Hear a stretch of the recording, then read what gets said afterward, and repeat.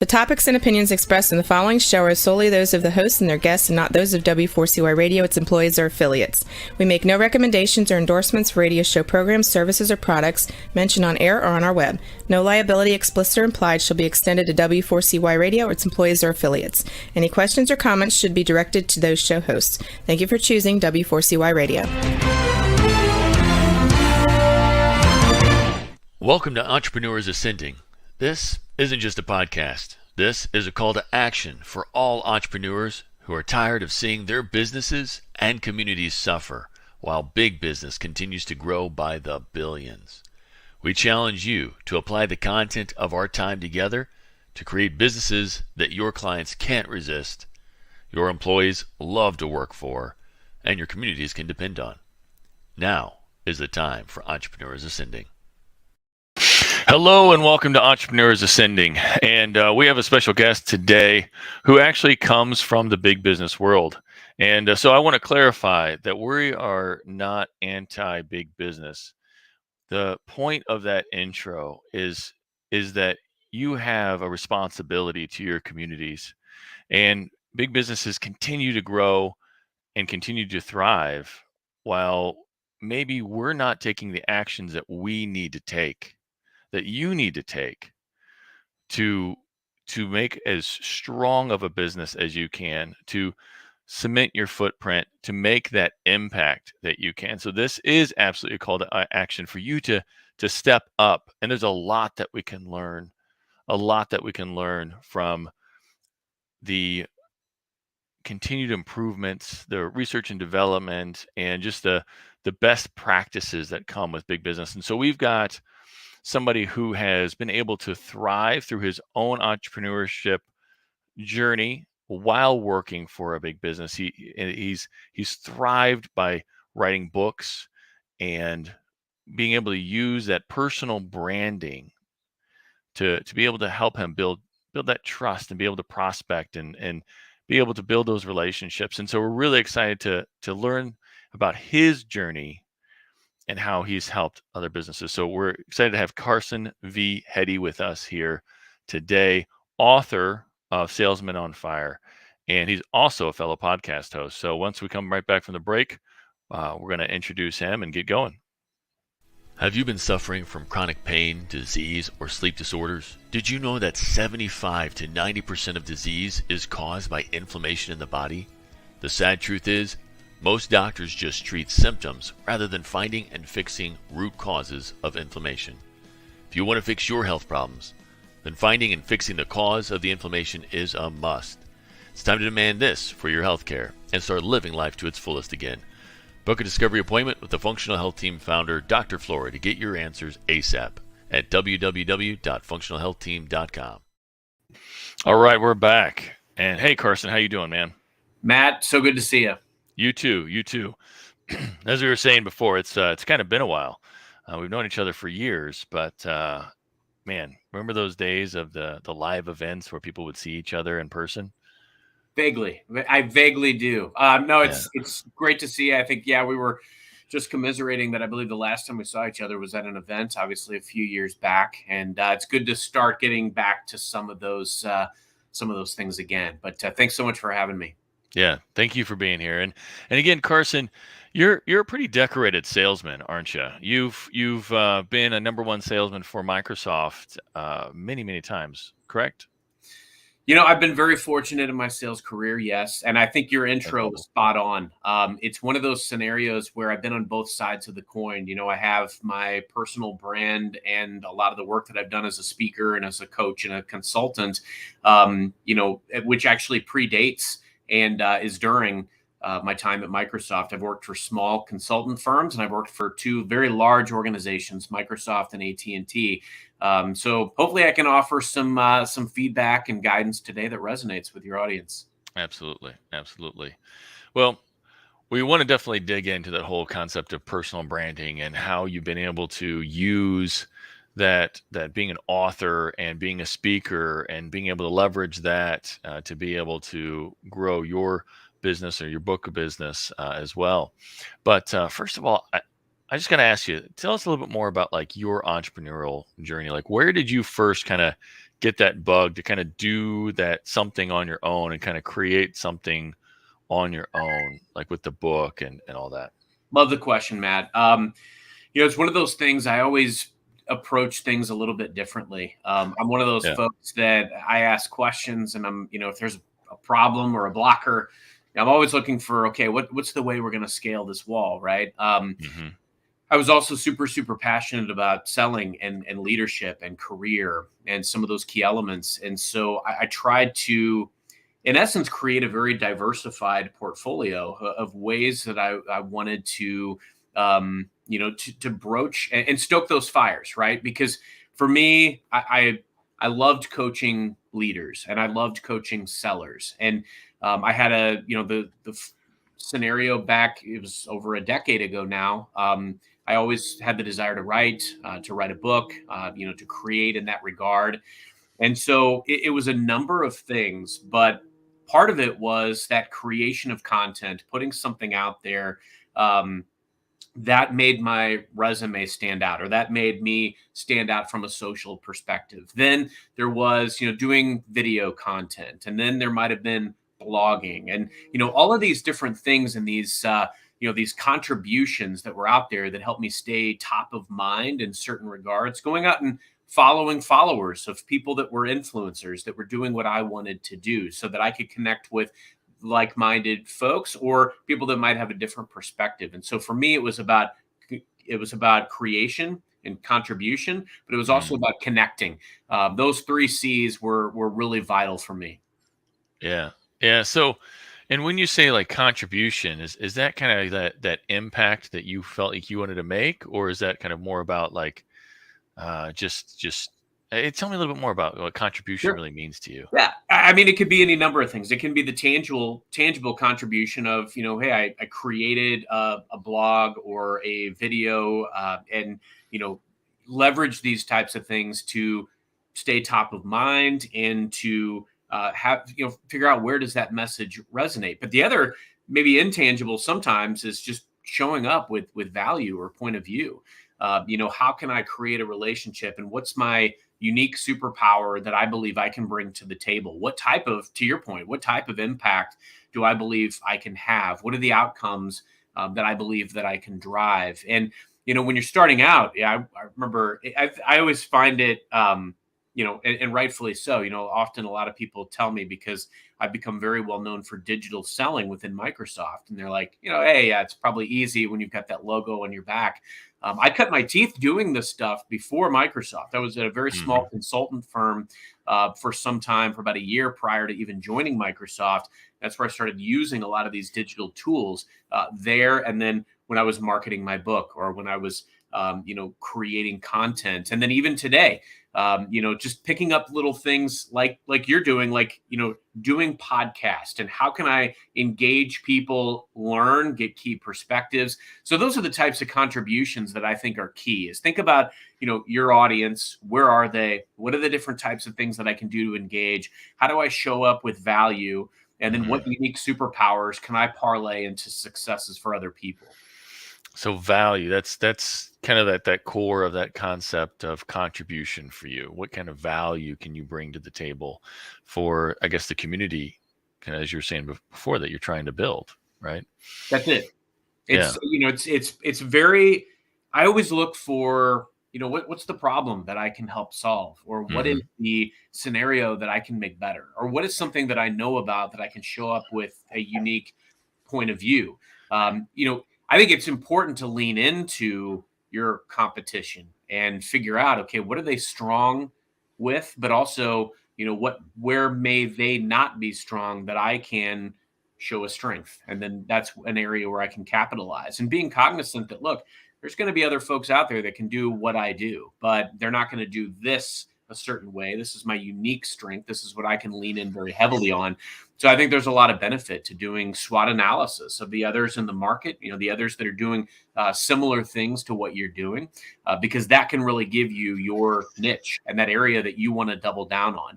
And then you've got three things that you can really control when you're making outreach and trying to create and forge these relationships. You can control the quality of your messaging. So, what research have you done? What point of view are you showing up with and why? You can control the quantity of your outreach. You and I both know that if I reach out to 5, 10 executives in organizations, my chance of getting a meeting might be small. But if I reach out to 100 or 1,000, that goes up exponentially. Lastly, you can control your consistency. How often are you going out and making those social posts, writing those blogs, and engaging with your audience in an effective manner over time? Those are the things that you can control. So control those controllables. Yeah. Okay. Well, as you were getting into the professional world, there had to have been, you mentioned that there were some big influencers that you started following. Yep. Who do you feel were like the biggest influencers that really inspired you to do what you're doing? It was the people I wanted to be. And I love that you call that out, because this was 2010. I had just written this book, right? My publisher at the time was like, go open some social profiles. And I knew nothing about Twitter at the time. Still don't know that I do, right? But, just going out and creating these social profiles, creating blogs, blogging sites. But for me, like going out and I thought about like, what do I want to do? What image do I want to create? What types of followers do I want to engage? So I look at people like Jeffrey Gitomer, Jeb Blunt, Grant Cardone, people that were very prominent in the sales leadership, thought leader realm. And so for me, I was going out and I was following them. I was, trying to learn from their content and how they were engaging, what was deemed as engaging, and then trying to connect with their followers, people that obviously had a penchant for following sales thought leaders, leadership thought leaders, and people that had written books. And that was what I was trying to create at the time. This was 12 years ago, almost 12 years ago. And so, and it was a slow burn, right? I mean, nothing happened overnight. But the amazing thing is, I always like to say, like, my entrepreneurial journey always fed everything else that I was doing, whether I was working in a small organization, which I had a few that I worked with in between AT&T and Microsoft, but it's also the impact that it's had for my brand here, even at Microsoft, has been tremendous, because I can use those key learnings that I've had and I can infuse them into what I do. And the gist of it, Matt, is build a community around what you're doing. Find those people, whether they are like-minded or whether they offer a unique perspective. There's value in all of that. Get them in the boat with you, learn from them, share ideas with them, build a council around that, take their feedback, and just, like we were talking about, show up with value. And I've been doing that every day for the last 12 years. And I have to pinch myself, the position that it's put me in. It's been amazing. A fun ride. So what would you say is like the biggest difference between working or using this and leveraging it for working with the small companies versus the big company? Like, are there different waters that you have to navigate, or what's some of those biggest differences? Yeah, it's a very astute observation. It is, when you don't have a big logo, there are pros and cons to it, because because I work for Microsoft doesn't mean everybody wants to talk to me by default. In fact, we've gone through our own transformation over the last several years. So a lot of what we do is try to ensure that the connotation of Microsoft is the company that we are today, the one that we've transformed into. But I think the big element is, any preconceived thought that people have isn't necessarily going to be there if it's just me reaching out, or if it's, I'm working for a consultant firm or smaller organization. It takes, the way that I approach it is completely different from a messaging perspective, but a lot of the fundamentals are the same, because again, I go back to my big three. My messaging is going to look different. What I believe the value that I show up with is going to look different, but the quantity of outreach that I make is very much built on, I call it a Moneyball approach. I love that movie. It focuses on the data elements of sports, in this case, baseball. I make a lot of sports and career and sales and leadership analogies. And I think, where it really helps you is from a data perspective. I know that if I resonate this message with 100 people, I'll probably get a conversation, and I'm willing to do that. But you also get some key learnings because you can start to see like what's working, what's not. I mean, I've tweaked messaging for 12 years on different things that I've done from an outreach perspective. And I don't purport to know the best way to do any of these things. I talk to people. I've learned from others. I've learned from doing. And I think that's the key element is to go do, go create. Not everybody's necessarily comfortable making a video. Not everybody's comfortable necessarily making a blog, but go out and create and, be willing to do the outreach, and magical things will happen over time. It's like investing in the stock market. We've seen at times it can be very tumultuous, but it's statistically proven that if you put your money in a diversified stock portfolio over 20 years, you'll make money. I mean, that is statistically proven. So very similar approach here. If you're investing in relationships and you're investing in your process, you'll be successful. It may not happen on the timetable you desire, but it will happen over time. And I think that was the key element. So there's a lot of similarities doing it, just branding Carson versus doing outreach to executives while I'm at Microsoft. I've learned a lot by doing both. Mm-hmm. So if we kind of were to think about all of the trials and tribulations that you've had throughout the years, looking back, what would you maybe tell your 16-year-old self? What advice would you give him? I'd say cut your hair and grow your network. That was the biggest thing that I failed in early on. Is my first real 9 to 5 was as a sales rep at AT&T, right? Southwestern Bell at the time. Mm-hmm. And I developed a penchant for this. I had a lot of results. I was promoted a few times very swiftly. But I thought that I could leverage that experience to go just about anywhere. And I was dead wrong. We're in a relationships environment, no matter where you are. Relationships. I look back on my career, and almost every meaningful move that I've ever made has been because of a relationship. The only one that wasn't was after AT&T, and I got picked up by a small organization, but only because the reason my resume stood out was because I had written the book. That was it. That's why I got in the interview. So the key element is how are you going to create these conversations and relationships? So if I'm talking to my younger self, I'm saying double down on people and process. Really understand the relationships that are going to matter. You never know where these folks that you're talking to today, whether it's a colleague or a client, you never know where they're going to go. And every meaningful, I look back in my career, and even just winding up at Microsoft was very serendipitous. Because of my book, I had gotten noticed to work at this small organization. Because of doing prospecting on LinkedIn, I actually made a connection that led me to a consultant firm. And then there was a relationship that I had made at the first organization that pulled me to my next role. And then I met someone there that ultimately recruited me to Microsoft. You never know where these moving pieces are going to go. And so all you can control, again, back to controlling the controllables, you can control the investments that you make in people and process. And so really invest in relationships. Make sure your network is strong. I love the quote, your network is your net worth. And I'm a firm believer in that. So no matter what you're doing, relationships are going to be the most important thing, because talking about the Moneyball element, the highest probability is a warm relationship, warm intro, warm recommendation, warm referral. That is the top of the top. And so the more you can focus on relationships, the better you'll be. So when did you first have that aha moment about relationships? I was probably what you would call a lone wolf in my AT&T days. I was very much an individual contributor. I had a lot of individual success. I didn't have a lot of coaches or mentors early on in my career.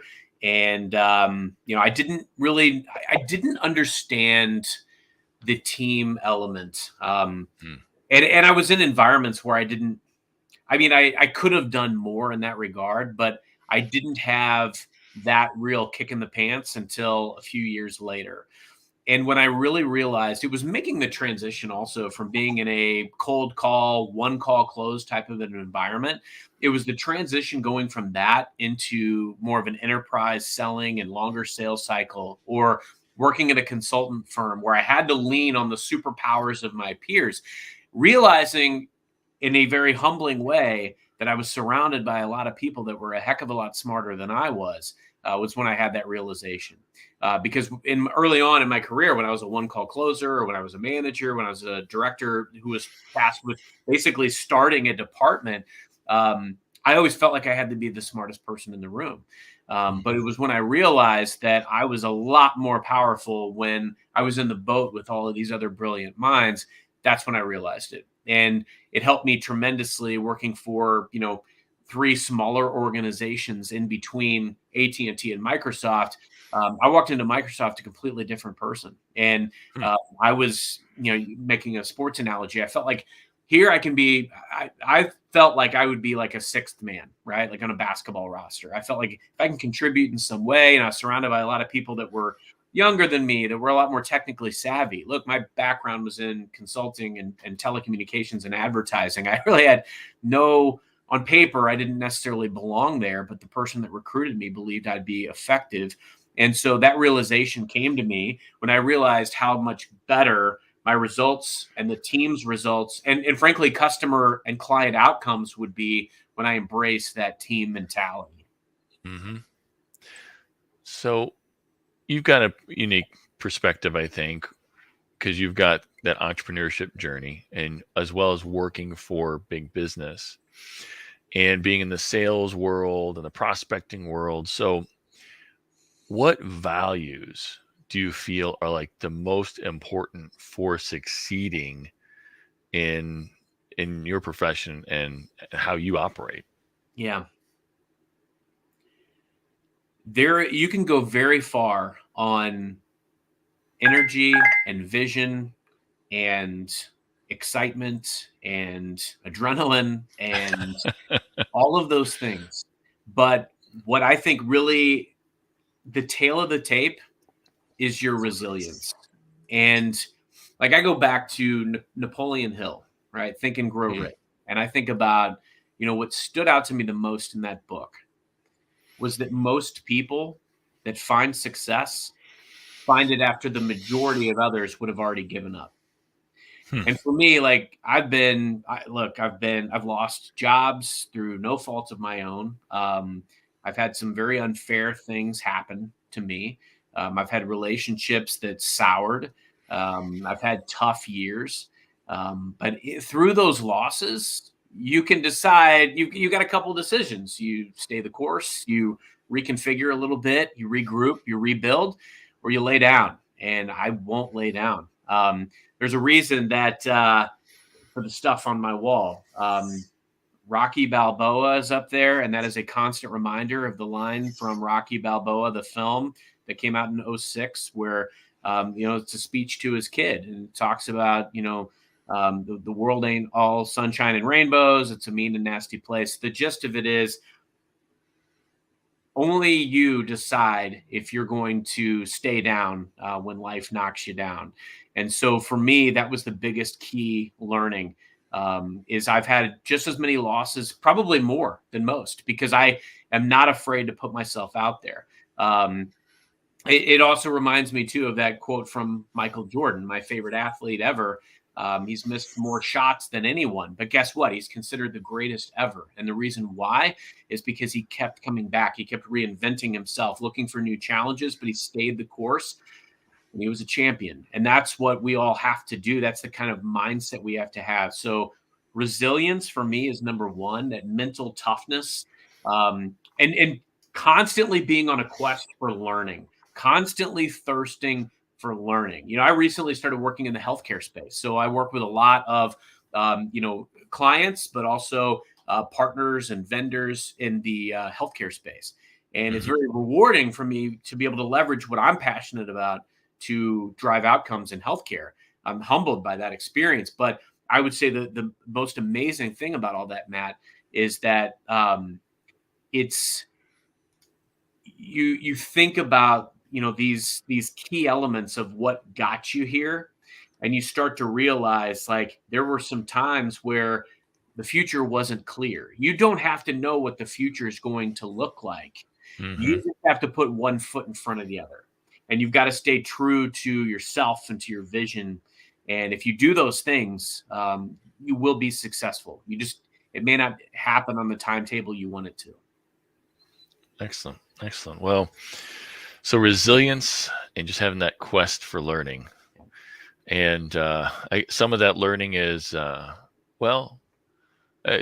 I guess I've seen is being interested in what the next moment's going to bring. That's it. I mean, thinking about, where do you want to go? Where do you want to take this? Yeah. Right now, I mean, I'm consuming all kinds of trade magazines, so Hmm. I understand and I can stay at the pulse of what matters to clients and potential clients and partners.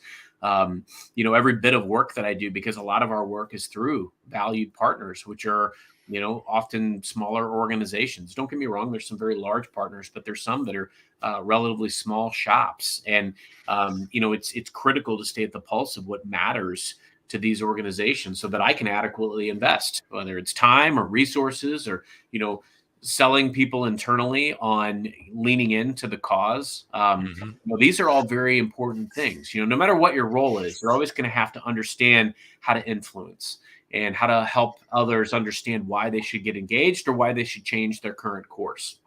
So I think those things matter a great deal, but you're not going to be able to do it effectively unless you're living in their world and you're seeing things through their eyes. Absolutely. All right. Well, we're going to take a quick break, and then we're going to come back and we're going to dig into more about what it takes to build that personal brand, and what does digital selling really mean? How does all this stuff fit together? So we'll be back here after a quick message from our sponsors. Have you been suffering from chronic pain, disease, or sleep disorders? Did you know that 75 to 90% of disease is caused by inflammation in the body? The sad truth is, most doctors just treat symptoms rather than finding and fixing root causes of inflammation. If you want to fix your health problems, then finding and fixing the cause of the inflammation is a must. It's time to demand this for your health care and start living life to its fullest again. Book a discovery appointment with the Functional Health Team founder, Dr. Flora, to get your answers ASAP at www.functionalhealthteam.com. All right, and we're back here with Mr. Carson V. Heady, and we're talking about, he was sharing his entrepreneurial journey on building his own personal brand, how he's ran, I guess, moved from working with small consultants groups, crawled sometimes. Yeah. Maybe like a log roll here and there. Like, did you ever watch He-Man and notice like he only log rolled? That's so true. That's so true. If it's good Yeah. enough for him, it's definitely good enough for us. It was one of my observations as a kid, like, why does he only log roll? Well, because of the limitations of the animation, I guess. But they don't have that anymore. That he's making a comeback, right? Yeah. I think he can actually like do like a frontward roll, maybe even a few flips here and there. So. True. But so we're talking about the personal branding and how you've had that journey between big business and small business, and how you've been able to leverage your entrepreneurial spirit for even working with Microsoft and earning multiple rewards in the sales arena. Right. So I want to go back to this. We were talking about digital selling. You said you kind of were an early pioneer, as it were, for digital selling. What is digital selling? Yeah, digital selling is this concept of leveraging all the digital tools at your disposal to go out and understand your audience. You can look up a lot of different things about your customer, about your target prospect. You can understand, do we share an alma mater? Is there a similar group we're in? Do we have similar folks we follow? Whatever that springboard could be for a conversation. It's also because your audience is often very much out there in social presence. It gives you this capability to open doors that may not have been able to be open to you previously. So when I think about where I started doing this, and I often say, like, I cut my teeth doing this at small consultant firms. I was leveraging social media and, Twitter and LinkedIn to create relationships when I was working with small, wireless retail stores as a consultant and helping them market for relatively inexpensive. It was like guerrilla marketing and doing relatively inexpensive outreach because we could go out, follow followers, engage with folks that were engaging with that type of content, and we could find our target audience. When I was working at a consultant firm prior to Microsoft as well, we were leadership, sales consultants, right? And so the goal was to go out and find some of these executives. And, leveraging these tools, you could go out, you could find the executive, you could send them a connection request or a message or, whatever it was. And I brought in one of the largest customers of this organization while I was there. It was just being able to use these tools to, solve the problem or to, whatever's in front of you. What's the task? What's the mission statement? What's the goal? You can leverage digital tools in order to unlock these doors, create relationships, and stay at the dance, stay top of mind. Okay. So that all fits into that personal branding conversation, I think, as well. So what is the difference between personal branding and like branding for a business? Yeah. And look, both are so vital, right? Branding comes down to reputation and perception, public perception. What do I want to be known for, whether it's me or whether it's an organization? But the differentiating factor where it splits off is, obviously your company, your organization, that is going to be known as something. But there's a lot of folks now that are thought leaders or influencers in different areas. And, a lot of that is you got to be very intentional. And, what do I want to be known for? What do I want to contribute? And I have to also, again, backpedal to say, a lot of my stuff happened by happenstance, right? I wanted to write a book and I was passionate about selling and leadership and the things that I thought that I could add that were unique.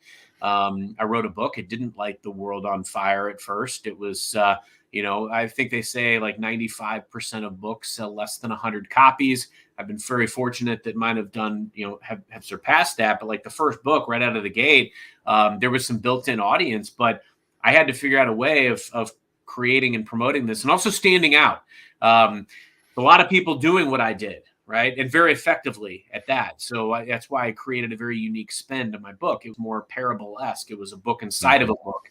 There was a fictional protagonist who wrote a sales book. So I wrote 2 books in one, and that was kind of my unique spin to it. So think about unique ways that you can do what you want to do and what's the impact that you can have.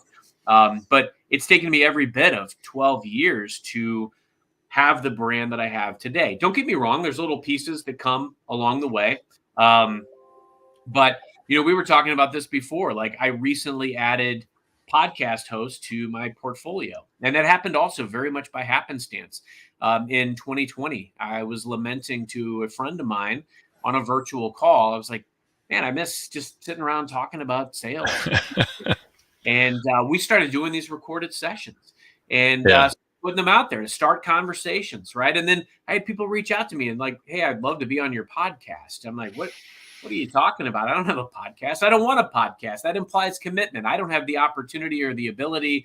I've got a family of 5 and a full-time job. I don't have the time or ability to do a drop every Tuesday of a show. But what I started doing was just recording these conversations and putting them out there. And they just took off like wildfire. The level of engagement that I was getting, and I was very opportunistic. We had a platform even internally at Microsoft a few years back for curated content and, sharing that curated content. And so I was doing a lot of that. But because I had such a strong social following, I over 12 years, I've amassed 330,000 followers through my sales and leadership influence. And I was number 1 in Microsoft, all of Microsoft for these, for engagement of these social shares. So I became known as like the top LinkedIn sharer in Microsoft. And then I started having results from creating relationships that would never have happened without LinkedIn, which ultimately led to deals. But that was a slow burn. When I first started doing this, Yeah. people were like, "Oh, Carson, he's just playing on LinkedIn. He doesn't, I don't know if I understand what he's doing. I didn't have the results to back it up yet." But when multi-million-dollar deals started coming in that would have never existed without LinkedIn, people started taking notice. They'd ask me to train and coach, and then that bubble grew bigger. Now it's global. I did a session last week, presented to 100 managers in Asia, and just could have never fathomed where it would go. But I think that's the key element: is stay true to yourself and what you want to be known for. Create, put things out there, start conversations. Don't be afraid to fail. Invest in relationships. Know all of your resources, and just keep moving and say yes to opportunities. Yeah.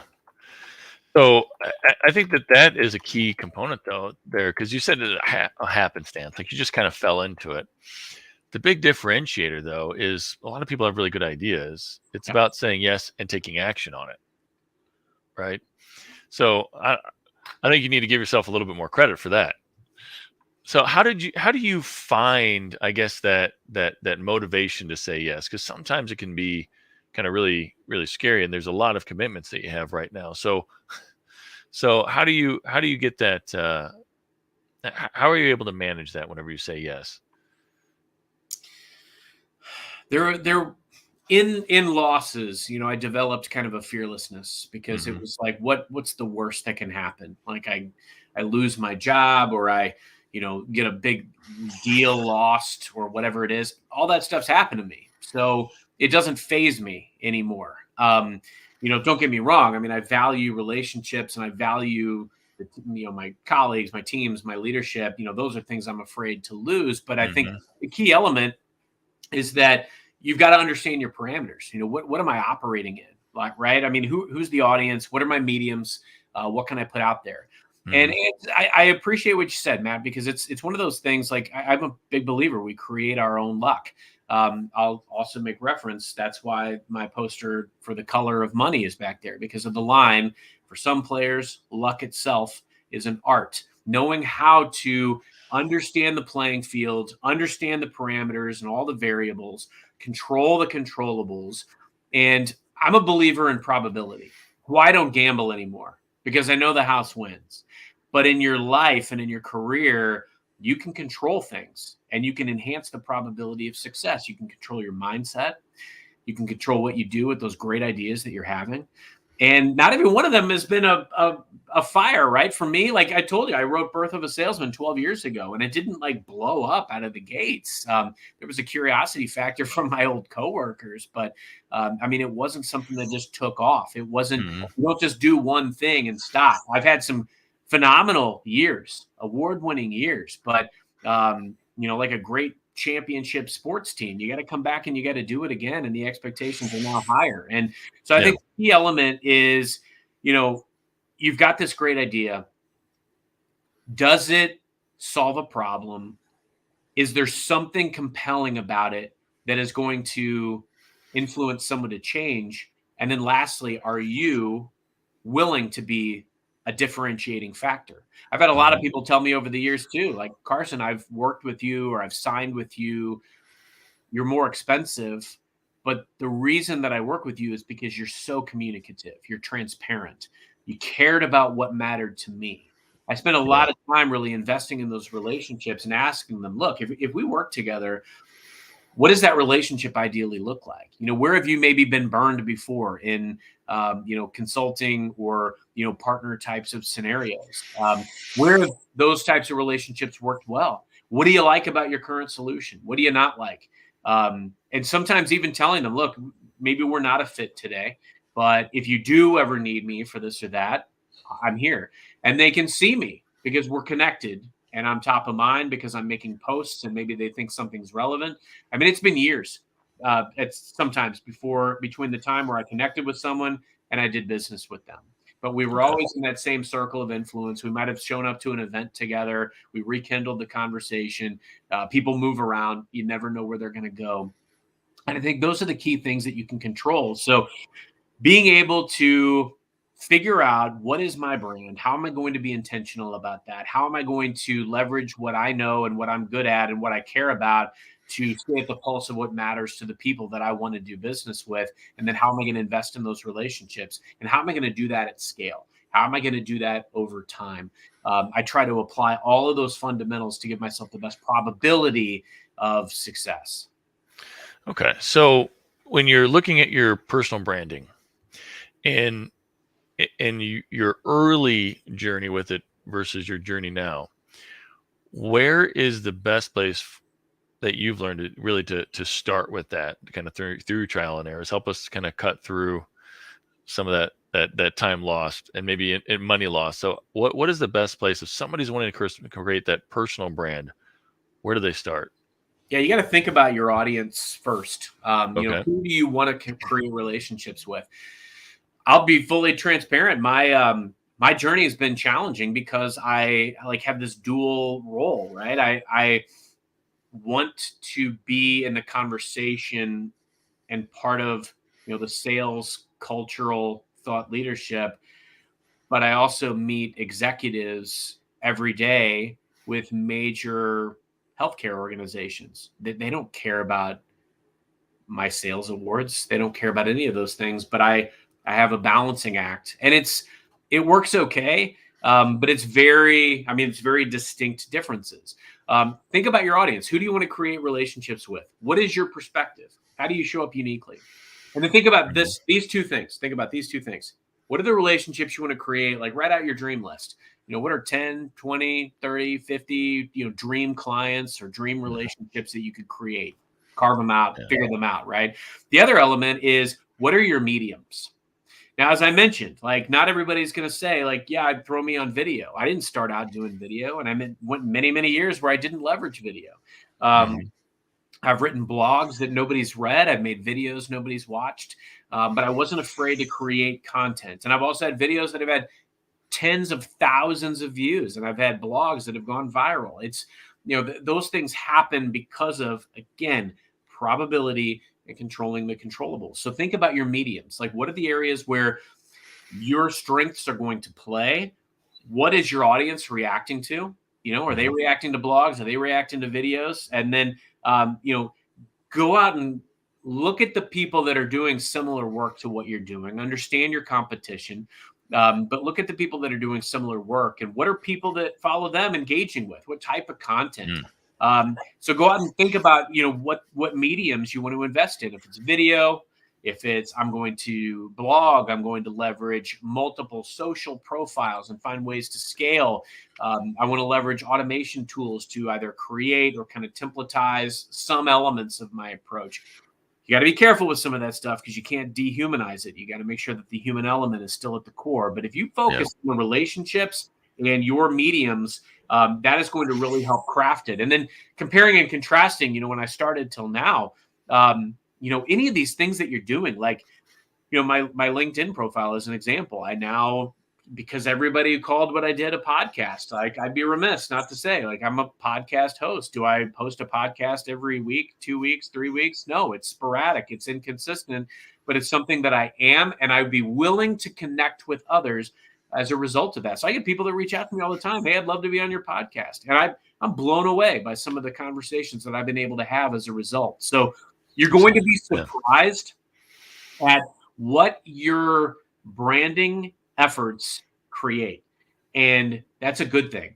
You're going to be surprised. So just be versatile, be agile in your approach. And like we were talking about before, say yes to opportunities. If somebody reaches out, I may not see it right off the bat. If, hey, this would be a good podcast conversation, or I may be really, really busy, but I say yes to a lot of opportunities, and the wonder and the joys that has brought. I mean, I could ramble on for hours about it. Okay. Yeah. So first off, it's understanding that community that you want to build around you and the relationships that you want to be able to create. And then trying to understand what's going on. And I guess I say the heads and hearts, trying to understand what's going on in their heads and hearts. But you said trying to really understand what they like and who they're following and what they're engaging with. And then it's what mediums are you going to get in front of them with? Like, I guess that's kind of part of like, who are they engaging and where are they engaging? Like, or what are they engaging with? Where are they engaging? Um, and so that you can start building that brand there. Then how did you kind of settle upon the idea of a book? Like, what inspired you to do the book? I loved writing all my life. I used to enter writing contests when I was younger. I'd write stories about my classmates and my friends and me going to outer space or time traveling or whatever. I just always had that creative flair and loved pop culture. So Hmm. something I always wanted to do. Now, when I was at AT&T, I wrote a regular column for a newsletter, and it was all about sales and leadership and career. And I loved it. I loved doing that. So it was, how could I marry the two? But then I thought about it, Matt. It was like, look, this has been done so many times, so many ways better than what I felt like I could do. So I need some unique or fresh take on this. So I Hmm. created this fictional character who is the protagonist of all 4 of my books. And he basically has these experiences in his career where he learns, sometimes the hard way, but then he funnels that into books that he writes. So I wrote these books inside of books, and each one has a different take. Yeah. I won't give any spoilers, but each one has a very unique take on what it is as a book inside of a book. That was the original piece for me. And I, like, multiple times over the years, I've said, no, I don't want to go through this process again. I won't write another book. And now I've got 4 of them, and I'm starting a 5th. Right. And I don't know when that's, I don't know when that is going to come Hmm. out, or, anything of that nature. It's just that motivation is, I have something unique that I want to say and convey. And I want to create something, and I want to put it out there. That was the impetus Hmm. initially. And that continues to be the impetus. I've got something unique that I want to say.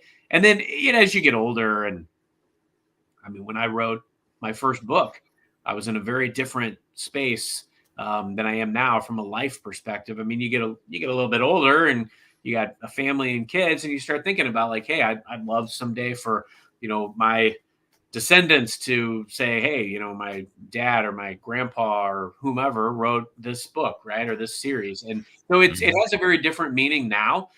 It's like, sometimes I feel like I'm talking to my kids in the future. Hmm. Um, because it's the lessons that I've learned along the way. But those motivating forces are always begin with, I feel like I've got something unique that I want to say, and I want to create something and put it out there to the world. Yeah. Well, and I think for people who, not everybody's a writer, but there's a lot of different avenues these days, a lot of different mediums, as you were saying. So, just a quick message to folks out there, like, find your place, I think, and there's also copywriters who can help you. There's book coaches and all that as well. But if you've got, like you said, like something inside that you just got to get out, don't let it sit there, pursue that, say yes and pursue that brand. So, well, I really appreciate your time today. We're coming up on the end of our time together today, but man, so much there that could just be unpacked, and I'm sure we could talk for days. But if you're going to boil it down to I guess, like, what's the one key biggest takeaway that you want people to have in like 30 seconds? What's the biggest takeaway for people to take action on today? Think about what you're passionate about Mm, and the relationships that you want to create. And how can you build a community around that? How can you leverage your unique superpowers to solve problems and equate to wins for the people that you touch, whatever that looks like? If you do that and you stay the course, you pay your dues and you stay the course, you can't help but be successful. You'll create your own luck. thank you, thank you. And Thank you. you've got that free book offer right now. The first book is free right now on Kindle. Birth of a Salesman, the Ultimate Edition, which is the first 3 books, and then the Oh, special edition of the first book is all free right now on wow. Kindle. Yes. Okay.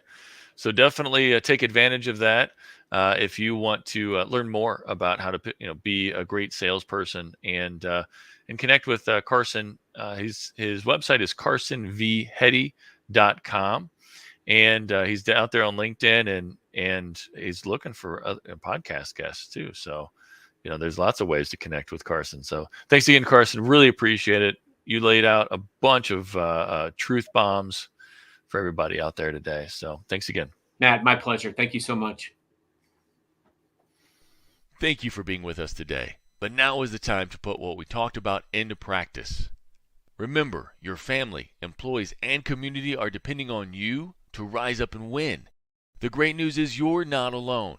You're part of a resurgence of entrepreneurs who are ready to take their business, life, and impact to the next level, and we're going to do it together.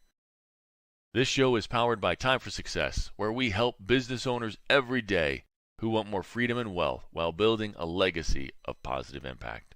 Please follow Time for Success on LinkedIn, Facebook, and YouTube.